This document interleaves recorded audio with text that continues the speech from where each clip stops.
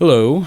I don't have anything exciting. This is just sort of a contentization of a learning experience that I'm going through. So let's go ahead and get right into it. I'm focusing on trying to learn about LUTs, which is lookup tables for picture profiles, which are basically ways that cameras take in luminance and color. And so S-Log2 is the one that I'm working on my 8-bit camera. You might recognize that term from yesterday's video, which was sort of a rushed version of what I want to do today because Sam and I are out, seeing a movie or whatever. Yeah, I'm just kind of walking through the progress of me learning this. We have some footage here that is I just took from the Oval, and it looks really flat, really gray, not much color, not much light dynamics, and that's what we're going to change. The reason why you want to use a picture profile that makes your footage look like dog doo-doo is because it gives you actually, despite what you might see, it gives you a little bit more dynamic range. You know what? Let's do it this way. Most movies or content, professional content that you see is shot in what they refer to as a flat picture. So that means there's no color grading, no choices being made by the camera in terms of what's most important. So it just gives you this very flat image. But despite how this might look, there's a lot of color information hidden in this image, and using a LUT or color grading helps pull that out. So there's a couple steps. This is not a process that I'm good at. This is not a process that I'm terribly knowledgeable about, but it's one that I'm trying to be better at, and the only way I can be better at is by doing it here on the dailies before I take it to like a professional set where I'm being paid and there's money on the line, right? There's content on the line. Here, this doesn't matter if I screw this up. So we're going to do a brightness and contrast, and we're just going to set a baseline. So this will be I'm going to set it to 20 potentially of contrast. So this just brings a little bit of a difference between the light and the dark. But most importantly, I'm going to set another adjustment layer on this. And adjustment layers are basically, like I said, they're invisible video. So like I have this contrast on this adjustment layer. I can easily toggle it on and off. We're going to choose a LUT or a lookup table. And I'm going to do that by going to my effects. I have a series of presets through a bundle called LUT Master. Normally you can pick a lot of stylized aspects. This is where a lot of your stylization comes from, but we're just going to find a baseline. So I'm going to go to camera profiles here, and I'm going to select Sony, and we're going to find one that is S-Log Gamut, which is what, or S-Log2 Gamut, which is what this was filmed in. We're just going to place it right over. So it does a lot to that image. It's pretty harsh, pretty dramatic. We're going to take the highlights down a little bit so we can see the sky. In fact, we're going to take them down all the way.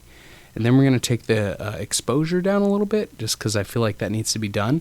We're going to check the other shot. So we have two shots here. One of the local kind of craft brewery, and then one of this gas station that's near me. And the reason I chose these two shots is because it is getting dark, but there is still a lot of light points being emitted. There's a lot of color to play with, so we're going to add that. We're going to bring down the highlights, the contrast, and then we're going to add, you guessed it, another adjustment layer. We're going to keep creating these. I actually don't need to create them. I can drag and drop them, but for the sake of my brain, we're going to do that. And in terms of curves, we're going to bring up the saturation a little bit. We're actually going to do a highlight, mid-tone, and a low tone here. We're going to bring these two down. We're going to bring up the highlights a bit. We're going to create what's commonly known as an S-curve, which is a really popular sort of color grading technique. We're going to bring these blacks down. This is a little bit darker than I'd like it to be, so I'm going to come back to this first one. We're going to bring the shadows up a teeny bit. And after, on this third one, I'm going to add a little saturation back. So we have a lot of blue. So I'll take that and correct it just a tiny bit. It's going to bring out some of our orange light. We're going to bring this down to green just a tiny bit. That sets us to baseline.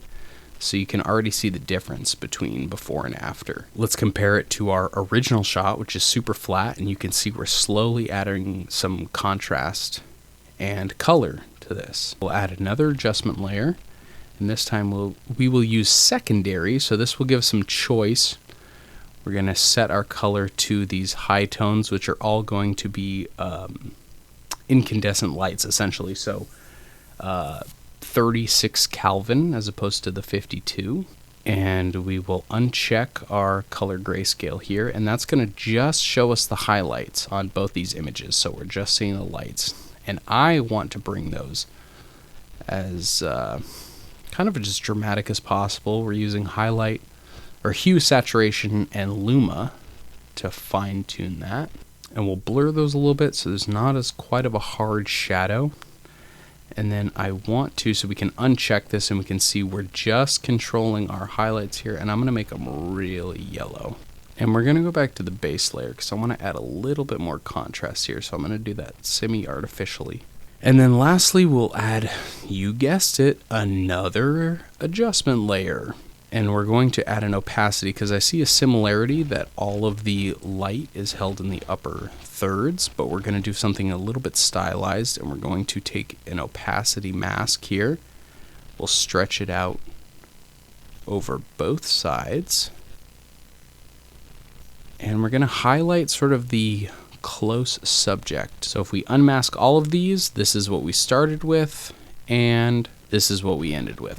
It's kind of it. No real aha moment. It's just going to be a matter of me discovering more shooting environments, more exposure environments, more lighting environments, and just practicing color. And I have to do this thousands of more times before I can consider myself even closely understanding the color theory behind color grading. So this is S-Log2 Gamut on the which is PP7 on a 8-bit Sony as an amateur on Premiere Pro. Thanks.